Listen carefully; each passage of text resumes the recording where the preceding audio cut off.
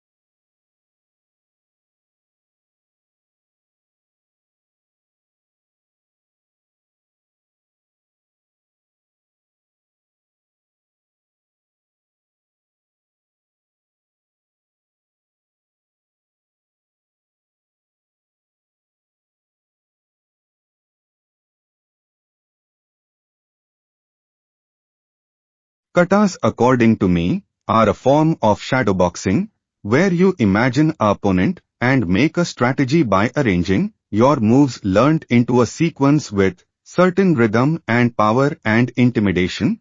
After understanding basic combat psychology, for memorizing the sequence of moves in a practical manner in your muscle memory for quick reflex, and increasing your practice of moves in a routine for better flexibility and strength, if done properly. You should try things in their original form to show the origins, respect to their culture and rich history, and also that is the right form which gives right comfort and right spirit and right goal. And also GI, karate uniform, is comfortable and gives many grappling points to hold and hit and reduces artificial defense and gives you target points to improve your fist hits, punches, and also makes you dirty rather than your clothes mostly, and ranking is their proof of authentic master to learn from or fight for their belt. In BJJ, I think, and tangible appreciation for the hard work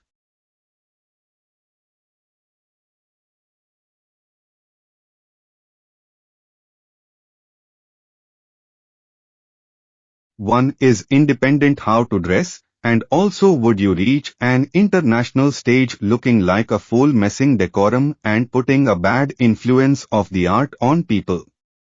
Cobra Kai is a movie where plots are written and VFX can be added, unlike real life.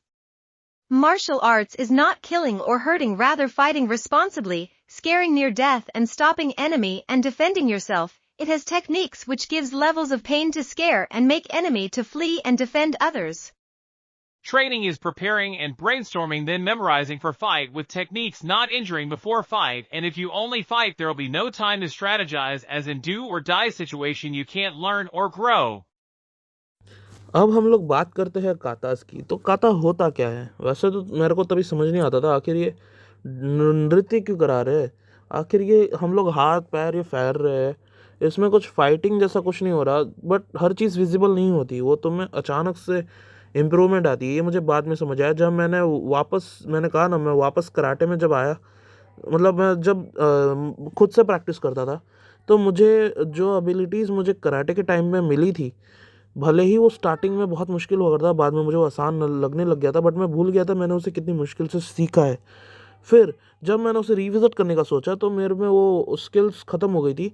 मुझे अब थोड़ी-सी मुश्किलें बढ़ गई थी वापस अपने karate practice करने के लिए। जैसे कि पैर में अकड़न, जब किक करते हैं और जब पंच मारते हैं तो फिर हाथ की जो फिस्ट बनाते हैं उसमें थोड़ी-सी प्रॉब्लम्स आने लग गई थी। तो बेसिकली मैं कुछ स्टंट्स नहीं कर पाता, जैसे कि कार्टव्हील और फ्रंट रोल। तो फिर मुझ में कुछ प्रॉब्लम स्टार्ट हो गई थी, मेरी शरीर में अकड़न स्टार्ट हो गई थी। तो मुझे तब समझ में आया कि कराटे का वैल्यू क्या है। फिर उसके बाद तो ये स्लोली होता है, बट तभी समझ नहीं आता। तो मुझे काता भी समझ नहीं आता था आखिर ये चीज़ क्या है। हम बिना कुछ नहीं है काताज में, कराटे में हमें फाइट करना चाहिए, बट काताज में कुछ कोई है ही नहीं, फिर भी हम लोग हाथ पैर चला रहे हो। Why is that? मुझे वो तभी समझ नहीं आता था। बट लेटर मुझे थोड़ी सी रिसर्च के बाद, थोड़ी सी वीडियोस देखने के बाद, थोड़ा सा समझने के बाद, कुछ कमेंट्स देखे, तब मुझे समझ में आया कि आखिर काताज होते क्या है। तुमने डैनियल लरूसो को देखा होगा, जो कि डैनियल लरूसो, तुमने कोबरा का अगर देखा होगा, क्योंकि मोस्टली ऐसे जो कमेंट्स आते हैं वो बोलते हैं कोबरा का है तो कमाल का है, वो असली कराटे है एंड ऑल। बट तुमने कोबरा kai में ही देखा होगा कि डैनियल लरूसो, जो कि बहुत अच्छा कराटे फाइटर है उसमें, जो कि एक्चुअली हीरो है मोस्टली, जो कि KK2 कराटे किड जितना भी लेगेसी चल रहा है ना उसमें मोस्टली हीरो है डैनियल, राइट। तो डैनियल लरूसो जो कंग फू कराटे करता है, वो पहले तो वो काता को ज़्यादा प्रेफरेंस देता है, क्योंकि वो मेडिटेट भी करता है, काताज प्रैक्टिस करता है, और उसने खुद ही कहा है कि katas are the foundation of karate, right. तो तुम हमेशा फाइट नहीं करते बैठोगे, क्योंकि अगर तुम सिर्फ फाइट करते बैठ गए, अगर तुम कोई बिना रूल्स के फाइट कर रहे हो और कोई स्ट्रैटेजीज नहीं है, कोई मूव्स नहीं है, स्पेशल कुछ मूव्स नहीं है, तुम्हें कुछ एक्स्ट्रा नहीं आ रहा है, तुम कुछ टेक्निक से नहीं लड़ रहे, तो फिर तुम तो जंगल फाइट कर रहे हो ना, राइट। तब तक कोई भी लेमैन भी कर लेगा, बस उसके पास वो कॉन्फिडेंस होना चाहिए, वो ब्रेवरी होना चाहिए। और बहुत ज़्यादा कम, क्योंकि कराटे में क्या, तुम्हारे पास रूल्स है तो तुम लोग उससे प्रेजेंस ऑफ माइंड के हिसाब से, मसल मेमोरी के हिसाब से यूज़ कर सकते हो, राइट।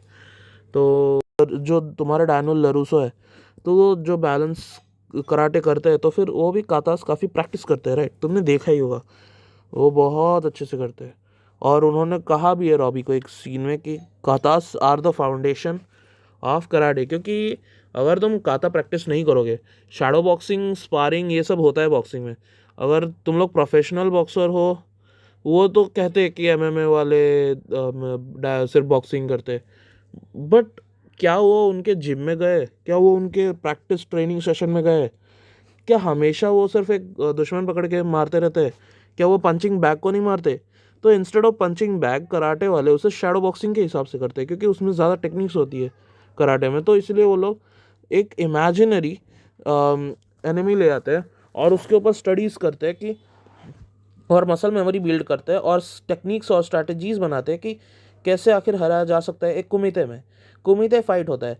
अब तुम हर टाइम रियल फाइट करते रहोगे, तब तो तुम ईश्वर के भरोसे रह जाओगे, तुम खुद को स्ट्रैटेजी बना ही नहीं पाओगे। बट अगर तुम काता सीखोगे तो फिर तुम एटलीस्ट कुछ परसेंट अपना स्ट्रैटेजीज बना पाओगे, टेक्निक्स बना पाओगे, तो तुम उसे प्रेजेंस ऑफ माइंड और कॉन्फिडेंस के साथ एक फाइट में अप्लाई कर पाओगे। फाइट में क्या चाहिए होता है? कॉन्फिडेंस, प्रेजेंस ऑफ माइंड और स्किल्स। तो स्किल्स डेवलप कर सकते हो, बट एट द फाइट तुम्हें obviously presence of mind he save करने वाला है। इसीलिए तुमने काफ़ी जो देखे होंगे कि सेल्फ डिफेंस पे रील्स आते हैं, शॉर्ट्स आते हैं, वो ज़्यादातर रोस्ट होते हैं कि ये तो काम नहीं करेगा। ऑब्वियसली वो काम नहीं करने वाला, क्योंकि तुम्हें हर टाइम एक ही जैसा प्रॉब्लम फेस नहीं करने वाले हो। क्योंकि मैथ्स में जैसे कि तुमने देखा होगा, अगर कोई 12th के लेटर स्टेज पे कोई मैथ्स परस्यू कर रहा है, then you not get the same, मतलब तुम्हें अगर कोई फार्मूला मिल गया, तुम्हें सेम प्रॉब्लम नहीं आने वाला। तुम्हारे एग्जाम में तो तुम्हें उस फार्मूले के काफ़ी दूर प्रॉब्लम आने वाला है। तुम्हें बहुत तरीके से तिकड़म लगा के, घुमा फिरा के उसे अप्लाई करना है। तो ये एक फॉर्मेट जैसा है, इसे एक फ्रेमवर्क जैसा समझो, वो जो सेल्फ डिफेंस ट्रिक्स है, और उसे अपने मसल मेमोरी में फिट करो, ताकि तुम उसको यूज़ करके तुम किसी चीज़ पे अप्लाई करके तुम फाइट कर सको, राइट। वो सिर्फ तुम्हें सिखाने के लिए, वो सिर्फ फॉर्मूला है, तुम्हें उसे क्वेश्चन में अप्लाई करना है तो you have to use your mind, presence of mind, right. तुम्हें कोई कहाँ पे पंच मारने वाला है वो डिसाइड करेगा, बट तुम्हें उसके बाद कैसे मूव करना है वो फ्रेमवर्क तुम्हें दे देगा काताज, बट उसे अप्लाई कैसे करना है, उसमें नया तड़का क्या डालना है, उसमें तुम्हारा नया मसाला क्या डालना है, वो तुम्हारे ऊपर है, राइट। तो इसीलिए तुम अगर एक स्ट्रीट फाइटर को एक कराटे मार्शल आर्टिस्ट के सामने रख दोगे तो देर आर हाई चांसेस कि मार्शल आर्टिस्ट जीत जाए, क्योंकि उसके पास रूल्स है, rules make your life easy. मैंने बहुत बार कहा है, अगर तुमने मेरे रिएक्शन चैनल पे गए होगे तो rules make your life easy, या फिर तुम मेरे अगर हॉरर चैनल पे गए होगे तो तुमने बहुत बार सुना होगा कि मैंने कहा rules make your life easy. तो यहाँ पे भी वही रूल अप्लाई होता है कि rules make your life easy. तो कराटे में तुम्हारे पास कोई भी ऐसे ही हाथ पैर नहीं चलाने होते, यहाँ पे मूव्स होते हैं, because this is a art form. और आर्ट फॉर्म में तुम अगर डांस नहीं देखोगे, मान लो कुछ लोग कहते हैं ये डांस है, अगर आर्ट फॉर्म है तो अगर मान रहे हो कि आर्ट फॉर्म है तो फिर चेक आउट द डांस। तो तुम ये नहीं कह सकते कि तुम नृत्य देखना ही नहीं चाहते, नृत्य हो ही नहीं सकता। It can happen because this is a art form, right. Martial art है ना, मार्शल आर्ट्स नहीं कहते, नहीं तो सिर्फ फाइटिंग कहते हैं ना। और कुछ लोग कहते हैं मुआ थाई के सामने रख दो कराटे आर्टिस्ट को, इनके सामने रख दो, उनके सामने रख दो, क्यों रखना है, they are different art. Don't compare the art, ठीक है, कंपेयर द आर्टिस्ट। आर्टिस्ट को भी कंपेयर नहीं करना चाहिए unless they are in a competition, नहीं तो वो तो कंपटीशन में तो आर्टिस्ट को कंपेयर करके ही प्राइज़ मिलता है, बेटर चुना जाता है। बट आर्टिस्ट भी डिफरेंट फॉर्म में हो सकते हैं, कभी वो अच्छे मूड में हो, कभी बुरे मूड में हो, कभी प्रैक्टिस्ड हो, कभी उनका तबीयत ख़राब हो। सो आर्टिस्ट को भी आप कंपेयर नहीं कर सकते, और आर्ट को तो बिल्कुल नहीं कर सकते, क्योंकि art are different thing man. क्योंकि मुआ थाई में टाइकोंडो में जैसे पैर को फोकस किया जाता है, और कराटे में हाथ को फोकस किया जाता है, एमएमए में सब मिक्स होता है, बट वो कोई आर्ट फॉर्म ऐसा नहीं होता एज सच। उसमें कोई ऐसा बेसिकली रूल नहीं होता। क्या तुमने कभी मुआ थाई में कभी काता जैसा कुछ चीज़ देखा है? स्पार होता है, आई नो स्पार होता है, बट क्या वो इतना अच्छे, मतलब बहुत ज़्यादा डेडिकेटेड फोकस के साथ होता है क्या? तो वैसा ही जूडो में ज़्यादातर गिराने में फोकस रखा जाता है, बस गिरा के तुम्हें उसे निस्तनाबूद करना होता है, राइट। और वैसे ही जूडो में आई थिंक सो नहीं डिफेंड करना होता है, मतलब ब्लॉक्स वगैरह टैंगल करके। बट ब्राज़ीलियन जुजित्सु में, हाँ, उसमें तो तुम्हें गिराना होता है मोस्टली। और मुआ थाई में तुम्हें नीज और जॉइंट्स अटैक वो सब भी करना होता है। किक बॉक्सिंग में हाथ पैर दोनों यूज़ होते हैं। ऐसे ही बहुत सारे आर्ट फॉर्म है, स्क्वे आर्ट फॉर्म, मार्शल आर्ट, बहुत सारे होते हैं। तो सबका फोकस अलग अलग होता है, you can not compare them, क्योंकि तुम सब एक साथ डेवलप कर सकते हो, बट उसमें कुछ कुछ चीज़ें छूट जाती है, कुछ कुछ चीज़ें एक चीज़ को फोकस करती है बट बहुत अच्छे से फोकस करती है, सो दे आर डिफरेंट। इवन मैं तो कहता हूँ कि आप भी काता बना सकते हो, आप भी एक मार्शल आर्ट्स का एक फॉर्म बना सकते हो। आप सिर्फ एनिमल्स को ऑब्जर्व करके भी एक काता बना सकते हो, तो उसे भी एनिमल फॉर्म काटा कहते हैं, तुमने सुना ही होगा। तो वैसे ही काटास क्या होता है, एक शैडो बॉक्सिंग मसल मेमोरी के लिए सीखा जाता है, ताकि कैसे कुछ बेसिक फॉर्म्स कैसे रखें हम लोग फाइट के वक्त। एक बेसिक्स होता है ना, तो वो बेसिक्स हम लोग कैसे यूज़ करें। जैसे कि तुम्हें पंचेस और किक्स तो तुम्हें कोई आके सिखाएगा नहीं, मतलब वो तो वो बेसिक होते हैं ना, मतलब वही तो तुम्हें सीखना होता है कराटे में, राइट। पंचेस और किक्स, वो तो अगर तुम कराटे नहीं आओगे तो तुम कैसे सीखोगे, अपने आप तो सीख नहीं जाओगे, उसके लिए आते हो, समझे। या तो जैसे हम लोग रोस्ट करते हैं वैसे ही तुम लोग, एक्चुअली मैं तो रोस्ट करना भी नहीं चाहता, मैं तो बस बता रहा हूँ, मैं तो बस हम लोग बात कर रहे जैसे, तो वैसे ही। तो कोई अगर हर्ट हो रहा है, ऑफेंड हो रहा है, प्लीज़ मत होना, ठीक है। तो वैसे ही हम तो, मतलब वैसे ही तुम एक एक शैडो एनिमी सोचो, अपने बेसिक पंचेस और किक्स का एक कॉम्बो सोचो, और उसके बाद तुम सोचो कि आखिर मैं ऐसा क्या कर सकता हूँ कि उससे मैं कमज़ोर बना सकता हूँ, उसको निस्तनाबूद कर सकता हूँ, उसे मैं फाइट कर सकता हूँ, उससे मैं क्या कॉम्बोज से हरा सकता हूँ। तुम अगर स्लो मूव में भी सोचोगे तो तुम भी कुछ मूव इमेजिन करोगे, तो उस कॉम्बो को भी काता कह सकते हो, समझे। तो तुम भी काता बना सकते हो। काता ऐसा कुछ अलग या गलत चीज़ नहीं है कि कुछ भी लॉजिक नहीं है, ऑब्वियसली उसका लॉजिक है, क्योंकि हर टाइम तुम ऐसे कोई भी सेना होती है तो वो भी पहले स्ट्रैटेजीज बनाती है फिर अटैक करती है, जाके पहले अटैक नहीं कर देती। अगर ऐसा होता है तो फिर ऐसी बहुत सी इंसिडेंट्स हुई होती है कि बहुत बड़ी सोल्जर है बट छोटी सोल्जर उन्हें हरा देती है, क्योंकि छोटी सोल्जर के पास स्ट्रैटेजी होती है, उनके पास टेक्नोलॉजीज होती है, उनके पास वो अपनी पहले प्लानिंग करते हैं, राइट। तो प्लानिंग और स्ट्रक्चर्ड चीज़ें अनस्ट्रक्चर्ड चीज़ें को बहुत अच्छे से हरा देती है। तो ये फ़र्क होता है कराटे के काताज में। कुछ लोग कराटे रोर या खे को भी बहुत ज़्यादा अजीब बोलते हैं, बट यू नो खे भी कराटे का पार्ट है, क्योंकि उससे एक अलग लेवल की एनर्जी आती है, उससे एक गुस्सा आता है, उससे एक एड्रेनलिन रश आता है। और दूसरी बात है कि अगर आप खे करते हो तो मे बी वो इंटिमिडेट या फिर डिस्ट्रैक्ट होके भी वो आपके पंचेस खा ले या फिर वो मे बी फ्ली कर जाए, है ना। अकॉर्डिंग टू मी, मेरे को ऐसा लगता है, अगर आपको नहीं लगता है तो, कि कराटे एक स्ट्रैटेजिक अप्रोच है टू ए फाइट। उससे कम लगने पे तुम्हें कम से कम लगना चाहिए और फाइट ओवर हो जानी चाहिए, सामने वाला जल्दी हार जाना चाहिए या फिर भाग जाना चाहिए।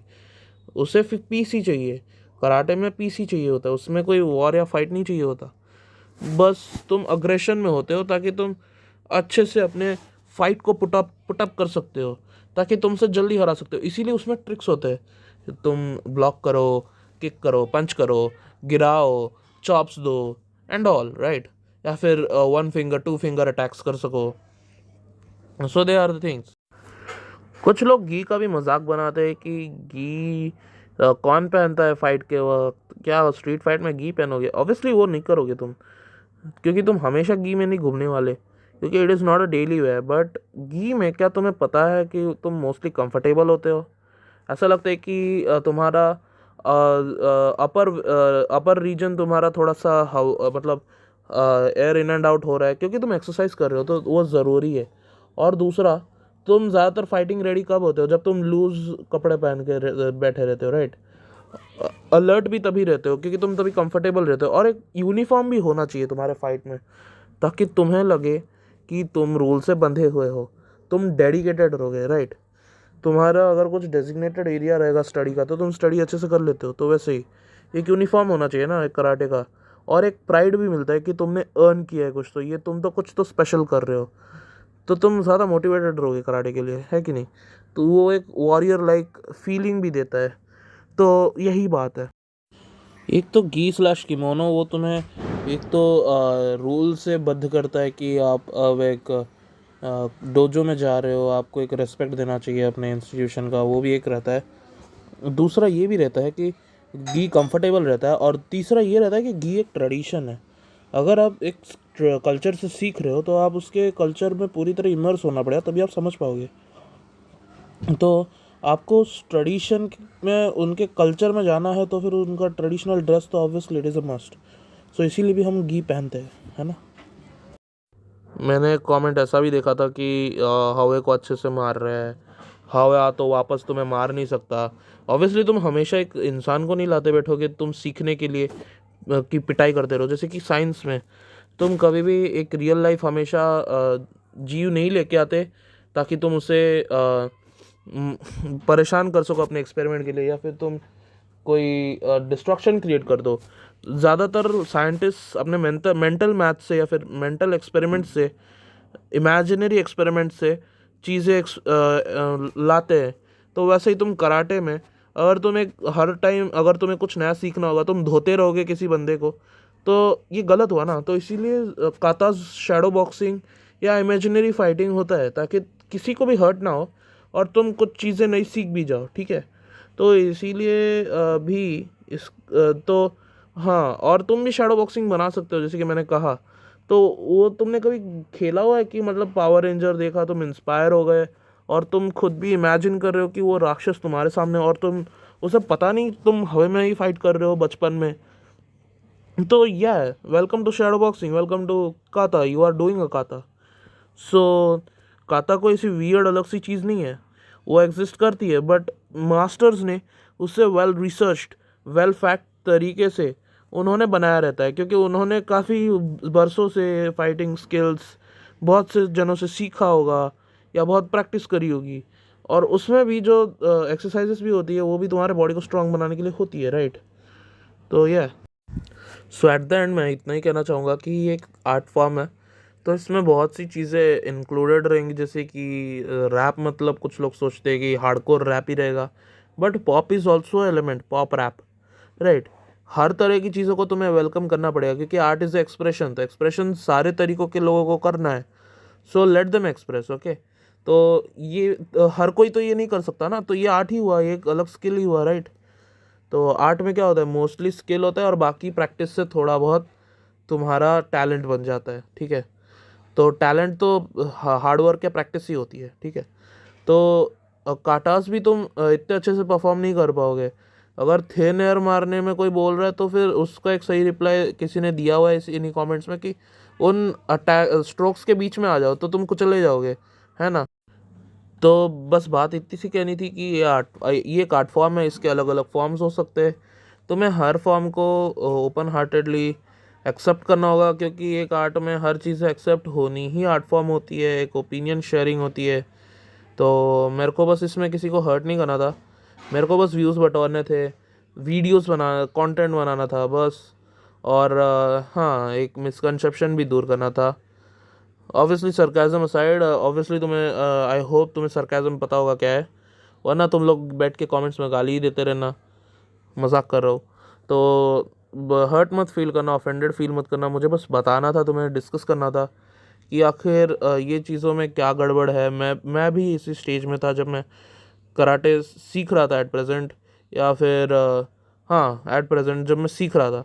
उससे पहले फैसिनेटिंग लगता था और उसके बाद मैं काफ़ी मिस करने लगा, बट जब सीख रहा था तब मुझे वो विगरस एक्सरसाइज में मुझे समझ ही नहीं आया। जैसे कि तुमने देखा होगा डैनियल लरूसो जब उसको काम कराया जा रहा था, या फिर कराटे किड रीमेक में भी ड्रेक को जब काम कराया जा रहा था, वो समझ ही नहीं पा रहे थे आखिर ये चल क्या रहा है। वो उनको जब उसको जब अप्लाई करने का कि जब फाइट हुआ तब जाके उन्हें समझ में आया ये एक्चुअली कराटे था।